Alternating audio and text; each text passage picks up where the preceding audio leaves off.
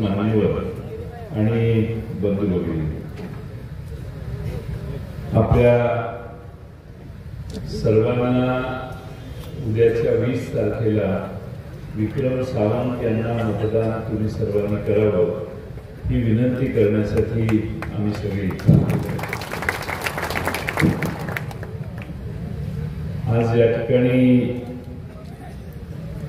आपल्या सर्वांना बसवराज पाटील यांची विशेष आठवण होते.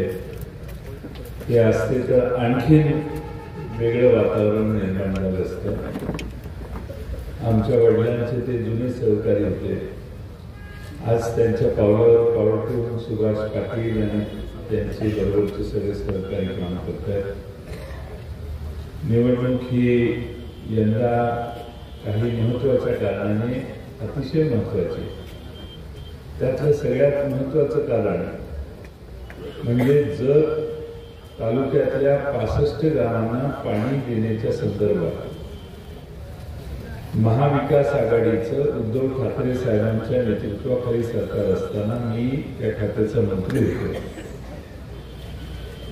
टाकाळीचं काम चालू होतं, टेंबूचं काम चाललेलं, म्हैसाळचा प्रकल्प पूर्ण झालेला आणि लोक सांगायचे आता नदीत पाणी शिल्लक नाही. आणि नवीन उर्वरित पाण्याचा प्रश्न होता, ज्यासाठी विक्रम सावंत कर्नाटकातून पाणी मिळते का हे बघण्याचा प्रयत्न करत होते. मला आठवतं बसवराज पाटील यांनी आणि आमचे जमदाडे इथे आले, मनसूर खतीब आहेत, हे सगळे मला म्हटले की काही झालं तरी पाण्याचा विषय सोडवला तर आमचे बरे होईल, बाकी काय नसतं तसं. त्यामुळं आमच्या पक्षाकडे जलसंपदा खातं आल्यावर मागून मी विनंती केली साहेबांना आणि ते खातं मागून घेतलं. आज त्या खात्यातले निर्णयातला सगळ्यात महत्वाचा निर्णय म्हणजे म्हैसाळला जी योजना चालू आहे त्या योजनेत जी गावं 65 वंचित राहिली त्यांच्यासाठी आपण 6 TMC पाणी कृष्णा नदीतून काढून आपल्याला वापरायचा निर्णय केला. पाणी परवाना मिळाला. पाणी निश्चित झाल्यावर या योजनेची आपलं सरकार असतानाच आराखडा पूर्ण झाला. त्या योजनेचे खालनं 2-3 बैठका घेऊन मंजुऱ्या झाल्या. एवढ्यात आपलं सरकार गेलं. माझा प्रयत्न होता की ह्या विधानसभेच्या निवडणुकीच्या आधी 65 गावात पाणी आणायचं. पण सरकार बदललं आणि नवं सरकार आलं, त्यांनी ह्या योजनेकडे लक्षच दिलं. त्यामुळं आजपर्यंत पाण्याची प्रतीक्षा आपल्याला करावी लागली. काल परवा इच्छा दुष्काळी परिस्थितीवर राज्याचे उपमुख्यमंत्री आले आणि बोलले, पण विरोधी पक्षाला बोलत असताना थोडस त्यांनी अधिकाऱ्यांच्याकडून माहिती घेतली असती तर बरं झालं असतं. या 65 गावाचं पाणी देण्याचं काम मी जलसंपदा मंत्री असताना महाविकास आघाडीने केलं. म्हणून पाण्याच्या योजनेचं डिझाईनही जवळपास आम्ही पूर्ण केलं आणि आता त्याचं टेंडरची कागदपत्र तयार पूर्ण झालेली. आता टेंडरचं काम चालू करण्याची व्यवस्था झाली. याचं उद्घाटन विक्रम सावंतांना आणि तुम्हा सगळ्यांना घेऊन मीच येऊन करेन. तुम्ही काही चिंता करू नका. 1 वर्षभराचा कालावधी आहे आणि सरकार आल्यावर आपण हे काम पूर्ण करणार आहोत. काही चिंता करू नका. हे पाणी महाविकास आघाडीने, राष्ट्रवादी काँग्रेस, शिवसेनेच्या सरकारने इथं द्यायचा निर्णय घेतला, जो गेल्या 25 वर्षात झाला नव्हतं. ते काम मी आल्यावर केलं आणि आज त्या पाण्याच्या परवान्यानंतर याची डिझाईन करून योजना टेंडरच्या स्टेजवर आम्ही आणली. सरकारचा तात्पुरता जो तत्वता निर्णय होता मंत्रिमंडळाचा, तो झाल्यावर पुढची कामं आता सोपस्कार पूर्ण झाली. पण सरकार आल्यावर 1.5 वर्ष यांनी काहीच केलं. आता 6 महिने 8 महिने झाल्यावर यांनी कामाला सुरुवात गती द्यायचा प्रयत्न केला. तेच टेंगू नावाची जी योजना आहे त्यालाही 8 TMC पाणी द्यायची व्यवस्था केली. त्यातनं 109 गावं आपल्या जिल्ह्यातली, सोलापूर आणि सातारा जिल्ह्यातली थोडी इकडे गाव आमच्या बॉर्डरवरची ही गावं 109 गावं ही पाणी देण्याची व्यवस्था केली. त्याचीही योजनांची कामं आता चालू झालेली आहे. त्यामुळं आता सांगली जिल्ह्यामध्ये पुढच्या वर्ष दीड वर्षांनी उशीर झाल्यानंतर मी विधानसभेच्या या सभेतून भाषण करू शकलो असतो. मागच्या 2.5 वर्षांनी वाया घालवले. सांगली जिल्ह्यात एकही गाव असं राहणार नाही की ज्याला कृष्णेचं पाणी मिळालेलं नाही.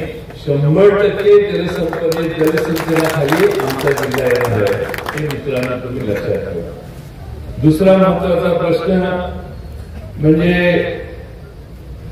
आपल्या जत तालुक्यात मी पालकमंत्री असताना मॉडेल स्कूलची कल्पना जी चालू केली. आपल्या तालुक्यातल्या 88 शाळा या मॉडेल स्कूल योजनेच्या अंतर्गत आल्या आणि 9 प्राथमिक आरोग्य केंद्र स्मार्ट PSCच्या योजनेत आले. त्याचा फायदा हा झाला की आपल्या सगळ्या मतदारसंघात जत तालुक्यामध्ये प्राथमिक आरोग्य केंद्रात सगळ्या 9च्या 9 समान सुखसोयी, व्यवस्था आणि सेवा समान आहे, औषधांची उपलब्धती पूर्ण आहे आणि तिथल्या स्टाफची उपलब्धी पूर्ण आहे. नाहीतर जत तालुक्यातल्या या भागातल्या जनतेला प्राथमिक आरोग्य केंद्रावर गेल्यावर आमचं औषध नाही, तमचं औषध नाही अशा ज्या तक्रारी पूर्वी असायच्या त्या जवळपास आता कमी झालेल्या.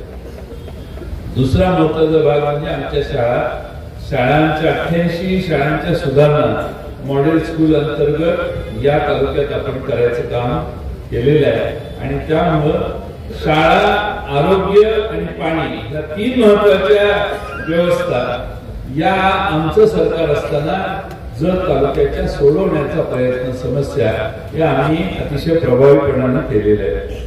आता खरं म्हणजे आपण महाविकास आघाडीने 2020ला जत तालुक्यातल्या शेतकऱ्यांना कर्जमाफी दिली होती.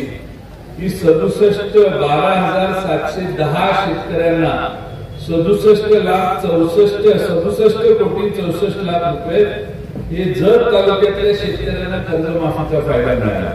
आमचं सरकार आलं त्यावेळी पहिल्या आठवड्यात आम्ही निर्णय 5 जण आम्ही मंत्री होतो आणि उद्धव ठाकरे मुख्यमंत्री होते.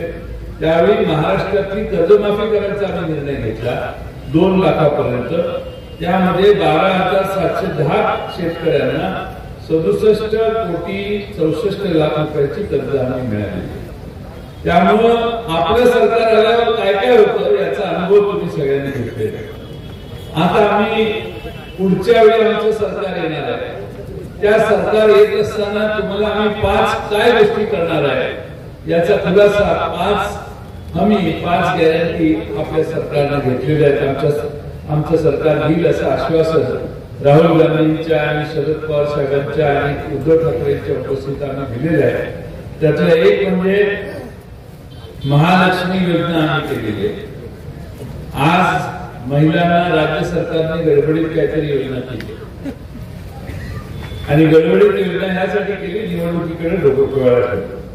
आम्ही महाराष्ट्रातल्या आमच्या भगिनींना सांगतोय की ह्यांनी 1500 दिले, आम्ही 3000 रुपये सत्तेत आल्या. त्यामुळे तुम्ही प्रत्येकाने घरी जाऊन सांगायचं की हाताला मतदान करायचं 3000 रुपये मिळणार आपल्याला. एवढा निरोप सांगा सगळ्या महिलांना. दुसरा मुद्दा आम्ही सांगितलाय, घरी जाऊन दुसरी बातमी आमच्या लाडक्या बहिणींना द्या. त्यांनी महाराष्ट्रामध्ये कुठेही ST बसमध्ये फिरायचं असेल तर पैसे घेऊन जायची गरज नाही. फुकट STचा प्रवास महाराष्ट्रभर त्या महिला करणार.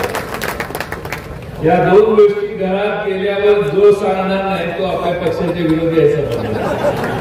पहिले काम तेवढं करा, फोनवर बंद करा. हे 2 गोष्टी आपल्या बायकोला, आपल्या बहिणीला, आपल्या आईला मुद्दाम फोन करून सांगा. आता महाराष्ट्रात फिरायचा तुझा मार्ग मोकळा झाला. देवदर्शनाला जा, कुठेही जा, देवस्थानाला जा. कर्नाटकात गेल्यावर प्रॉब्लेम आहे, पण महाराष्ट्रामध्ये आपल्याला 100% आपल्या प्रवासाचा खर्च महाराष्ट्रातल्या महिलांचा आपलं सरकार घेणार. तुम्ही आज मोदी साहेबांनी ते 5 लाखाचे आरोग्याचा विमा उतरवलेला होता. इथं आहे का कोण की मोदी साहेबांचं कार्ड म्हणून दिलं आणि कुणाला आरोग्याचा विमा मिळवलं असं इथं एक माहिती लावले का त्याने हात वर केला?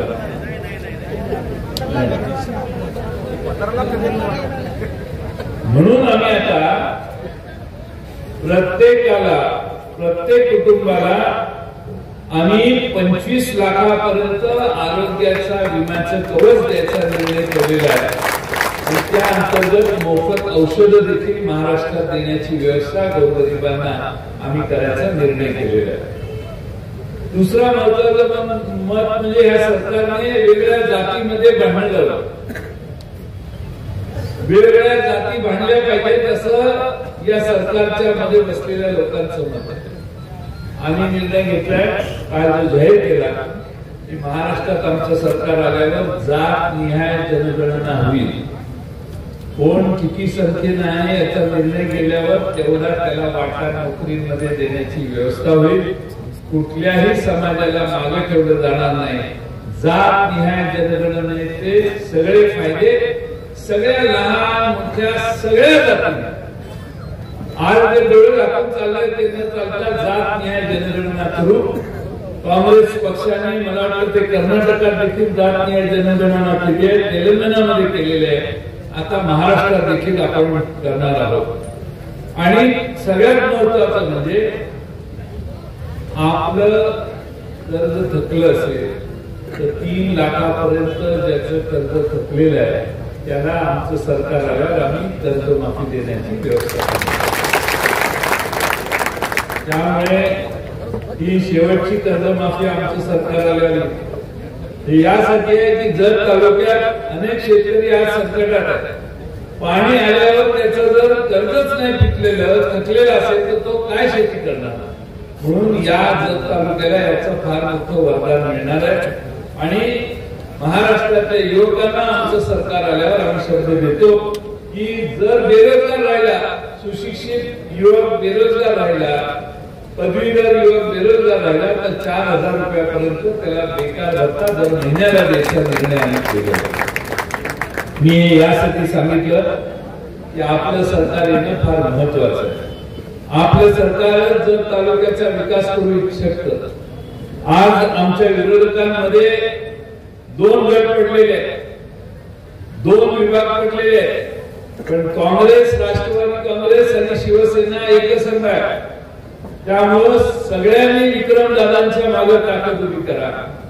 पक्ष वेगळा जरी असला तरी राष्ट्रवादी काँग्रेस, शरदचंद्र पवार पक्षाच्या सगळ्या नेत्यांना, कार्यकर्त्यांना माझी विनंती की कुठल्याही परिस्थितीत महाविकास आघाडीत सरकार यायचं असेल तर विक्रम दादा निवडून येणं आवश्यक आहे.